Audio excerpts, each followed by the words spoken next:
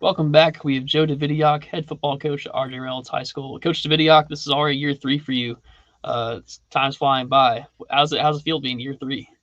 Oh man, like you said, it's flown by absolutely. I couldn't believe when we hit the field this summer that you know it it's it's been a long time, but it's also been like it felt like a very short time to get here.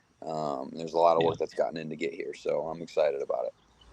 What's been the single biggest development in your program so far in your first few years here? I mean, I think we're getting a little more talented every year. I mean, um, I think our guys are doing a much better job of understanding the process and what it takes to prepare at a high level to be able to compete, especially in the conference that we are in. Mm-hmm. But I think outside of that, the biggest development obviously is our stadium and Mm-hmm. our facilities are upgrading all around us, and it's so awesome to be able to practice in there and be on the turf field, and kids are loving it. It's great to have our own space, so that would be the biggest thing at this point.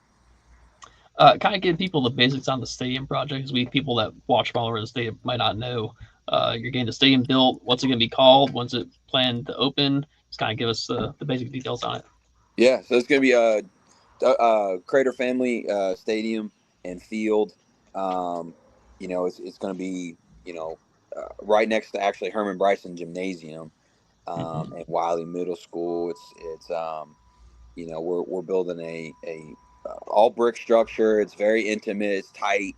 There's no track around it. It's just a turf field. And we have a Mm-hmm. jumbotron, and it's the first one that we've ever had in school history. We've always been on the road. We've been road warriors for 100 years. Literally. So, it's the first of its kind. It's such a big opportunity for our kids. It's actually going to be able to seat 2,300 people. Is what it was the number that I was given.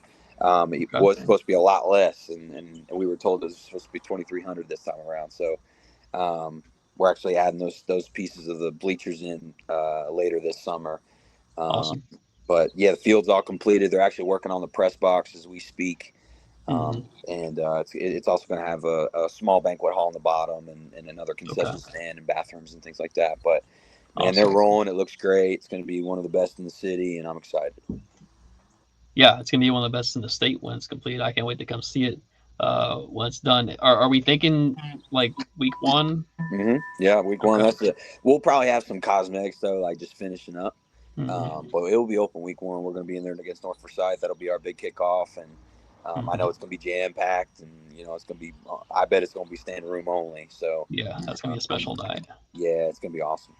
And you can see kind of the skyline of Winston Salem, right, from Yeah, at least the top a of little it. bit, which is it's pretty cool. And they put the lights on and put the video board on one night. We had the outgoing seniors out there for like a field day kind of deal after our all sports celebration, and it was bright and it's loud and it's gonna be hopping when it gets in there. Yeah, it's gonna be very cool. All right, well, let's get into the team this year. Just kind of go through the offense. Who are some of the guys on offense that people need to know about? Yeah, well, I mean, of course, you got to start quarterback. Tommy Elrod's going to be year 3 as the starting quarterback for us. He's done a tremendous job to get us to, at least to the point where we're at now. He's got the keys to the offense. He knows everything inside and out. He gets us into great plays. We actually had some returning running back Zaire Bennett's had a great spring and summer. He's looked much healthier, looked much faster. He's catching the ball really well in the backfield, which is something he wasn't doing last year. And then we added another bell cow and Antonio Samuels from Carver High School. He's a great addition to our program. He's actually fits well, just from a personality standpoint. And on the Mm-hmm. perimeter, we got a lot of returners, Herschel McNeil, Bryce Cartledge, DeAndre Charles, who was all region at corner for us last year and all conference. Um, Landon Suber, and then we returned Jalen Wheeler up front, Nashon Simmons, who I think are two of the top linemen in the city, in my opinion, around, at least in the conversation. And those guys offensively are really going to be able to lead the charge for us. Good. Any adjustments this year to what you're doing? Obviously, with the third year starting quarterback, you might be able to add some new wrinkles to the offense that you weren't able to in the past. No, honestly, it's just adding more layers to our what we haven't been able to get to. Right, the toolbox is Mm-hmm. full. now we can go, we can pull that wrench, we can pull that other screwdriver we got, and and then also utilize the hammer.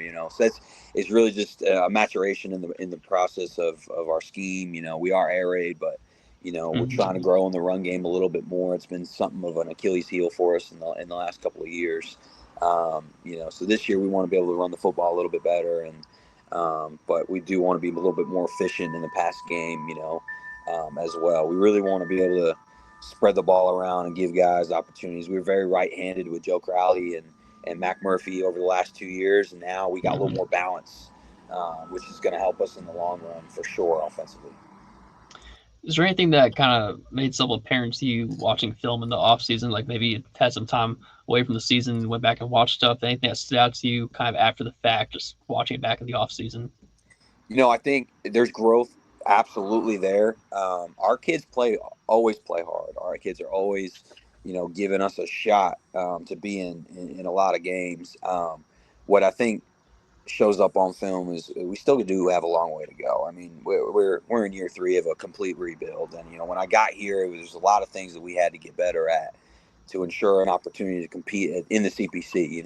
And it's still tough to this day, even with the change. So I see a lot of maturation. I see a lot of progress, but I still see a long way to go on top of that. But I see what we've been coaching, what we've been preaching, what we've been concentrating on as a staff and a program.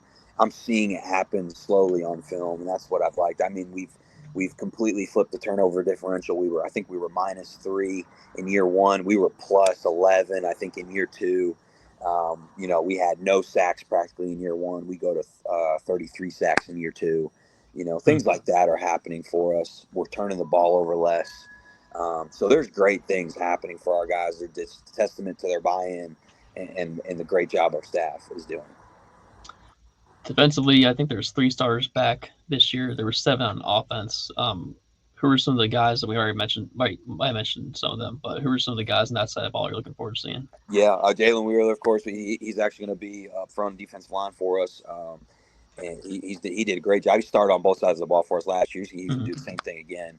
And DeAndre Charles, of course, at the hot corner there. He did an outstanding job. He led our team in interceptions. He led the conference in interceptions at 7. Pick 6, and then he played some outside receiver for us. He's going to be big. And Landon Suber returns as our safety. He's actually going to go from our boundary safety to our free safety. I think he just covers a little bit more ground, a little bit better than what we have this year. And so we're just making that small adjustment for him, which won't be big. But right now he's having a great summer as well defensively, and we're excited about those 3. Good. How about specialist wise? Kicker, punter, long snapper, holder, returner. Yeah. Go through all these guys. Yeah, DeAndre, is a returner last year, but we've picked up a kid from Virginia, Jaden Wilson. Yeah, and we actually did some 40-yard testing, with those guys over the offseason. He hit 4.3. So I mean he can roll. So I'm excited to see what he can do back there.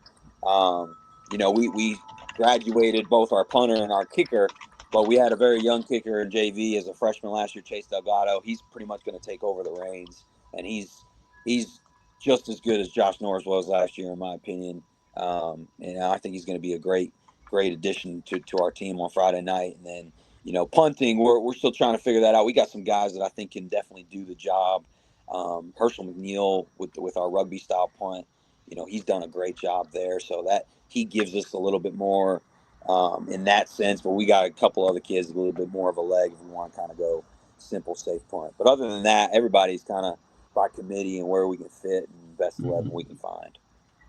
And coaching staff wise, both of your coordinators are former head coaches. Could just kind of go through them and then the rest of the staff. Yeah, Patrick Taylor, of course, everyone knows him. He's been around a long time. He was a head coach at North Surrey for many years. He's, actually coached in Georgia as well. He's been a head coach in Georgia.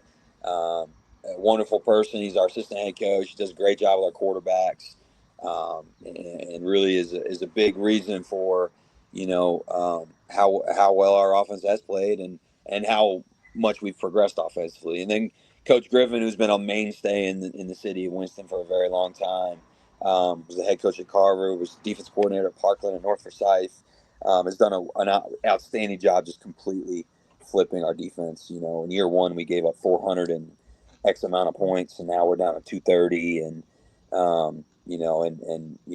plus 11 and 33 sacks, and we're just really doing a great job defensively. He brings the right attitude I'm looking for, aggression and physicality that we're looking for out of our defense. So they just do a great job, and they're great people to lean on and use for advice and things like that. So I'm very blessed to have them. So the new Central Piedmont Conference, this has been one of the most high parity conferences in the state just for a while now. Yeah. This year, I think we subbed out basically Mount Tabor and Davie, and we have Northwest Guilford in. What do you make of the league, and what do you think is going to be the biggest challenge this year? I think the whole from top to bottom is a challenge, right? Every team in this conference shows every year that anybody can win at any time, right? We've done it. Parkland has done it. Reagan does it every year. East, West, and even Northwest will be a great addition in that sense from a competition standpoint. We go to Northwest last year, and it's a one-score game all the way to the last 2 minutes. And we had an opportunity. We were in the red zone 3 times. We don't punch it in, right? So we had opportunities all year last year. So I just think it's a very competitive conference from top to bottom. There's athletes everywhere you go. You got to be on your A game every week. I have such respect for all the coaches in our conference. I think they do a great job, making their programs very, very attractive to go to, of course. It's great, and I think, everyone's going to be a tough week every week. If you don't come right, it's going to be a long night for you. So I'm excited about the competition, and of course, the addition of Northwest, I think, is going to be a great fit for our conference. Yeah, it's a very fun conference. Last up here, what are we doing in non-conference this year? Yeah, well, so we're opening up with North Forsyth. That's actually what I've learned was like the oldest rivalry in Winston was Reynolds and North Forsyth. So we're kind of bringing that back a little bit. So we're excited about that. We'll see Glenn in week 2. We'll travel to them. Atkins in week 3. Southeast Guilford, where I've coached in my past, and we still got friends on that staff. We're going to play in week 4. And then we'll take our behinds over to Charlotte and go to Ballantyne Ridge and play against my brother's team. So it'll be a fun little non-conference schedule for us. And I think it'll get us ready for a tough conference and kind of get our wheels rolling and ready to go. Awesome. Well, Coach, I appreciate your time today. Thanks for coming on here after putting your son to bed. And best of luck here rest of the offseason. Of course, best of luck in your year 3 here at RJ Reynolds. Thank you so much, and I appreciate everything you do for the state of North Carolina high school football.